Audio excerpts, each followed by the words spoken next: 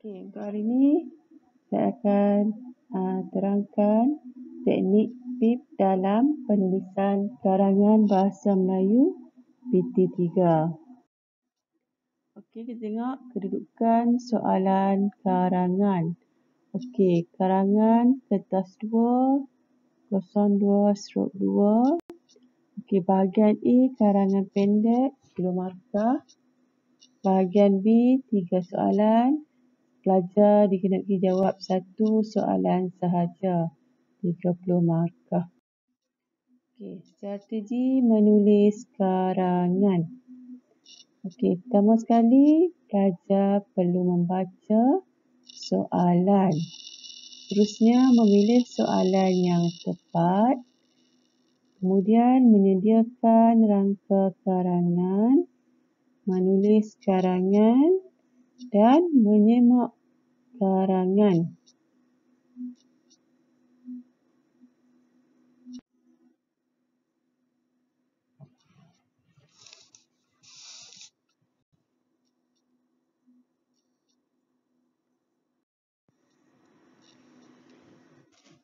Teknik PIP dalam penulisan karangan.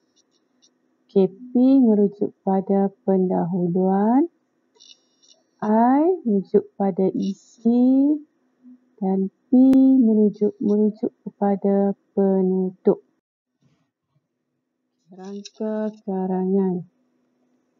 Pendahuluan. Satu perenggan mestilah mengandungi 30 perkataan ataupun lebih. Isi 4 perenggan isi, 4 darab 30 perkataan bermaksud 120 perkataan untuk perenggan isi. Penutup 1 perenggan 30 patah perkataan.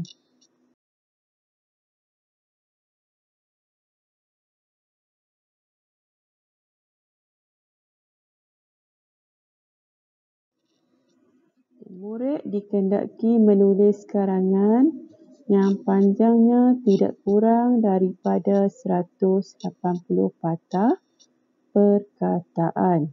Jadi bila kita guna teknik PIP ni, PIP, pendahuluan, murid perlu tulis 30 perkataan ataupun lebih daripada 30 perkataan. Untuk isi 120 patah perkataan dan penutup 30 patah perkataan. Jadi jumlah keseluruhan karangan anda ialah 180 patah perkataan dan seterusnya memenuhi kehendak arahan soalan.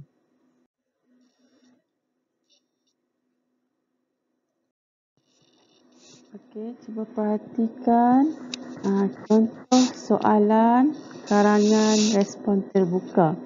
Okey, untuk contoh sini, lihat gambar dan maklumat di bawah dengan teliti.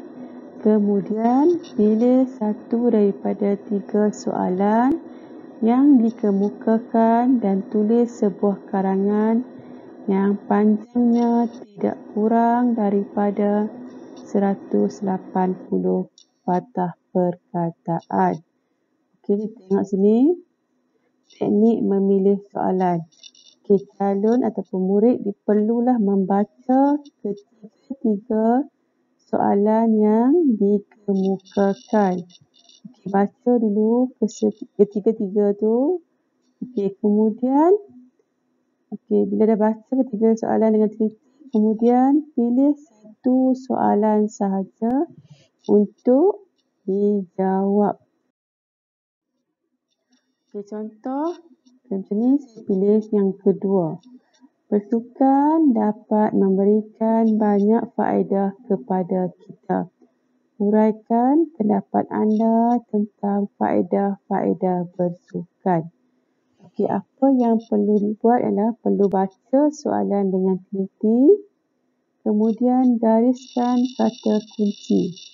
Okey, kat sini kita gariskan bersukan dapat dapat memberikan banyak faedah kepada kita. Okey, kita gariskan bersukan. Okey, huraikan pendapat anda tentang faedah-faedah bersukan. Okey, untuk soalan ini, tema dia berkaitan dengan aktiviti sukan. Kehendak soalan, faedah-faedah bersukan, format karangan, karangan jenis pendapat. Perenggan pendahuluan. Okey, perenggan pendahuluan memperkenalkan tajuk karangan kepada pembaca. Okey, dalam perenggan pendahuluan, murid tidak perlu memasukkan isi dalam perenggan pendahuluan. Pendahuluan boleh dibina dengan 3 hingga 4 ayat. Karangan bermula dengan ayat pengenalan, diikuti dengan 2 atau 3 ayat huraian, diakhiri dengan ayat rumus.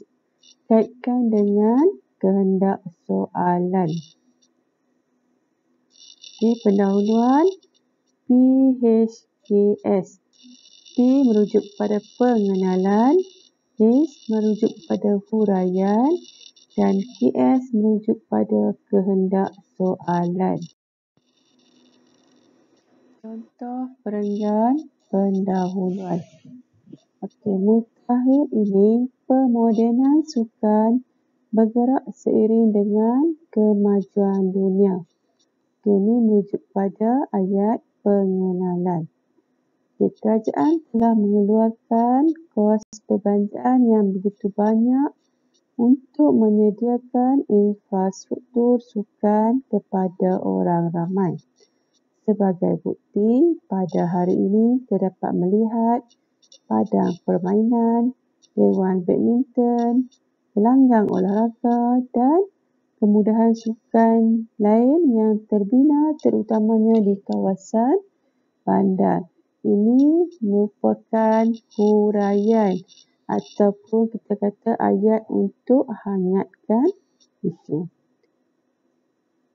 Persoalannya, apakah faedah-faedah bersukan kepada masyarakat? Okey, ini merujuk kepada kehendak, kita kaitkan dengan kehendak soalan. Jadi dalam perenggan pendahuluan ada pengenalan, ada huraian dan kita kaitkan dengan kehendak soalan. Jadi PHKS untuk ayat pendahuluan. Okay, setakat ini dulu perkongsian Cikgu Arida berkaitan dengan teknik PIP dalam penulisan karangan.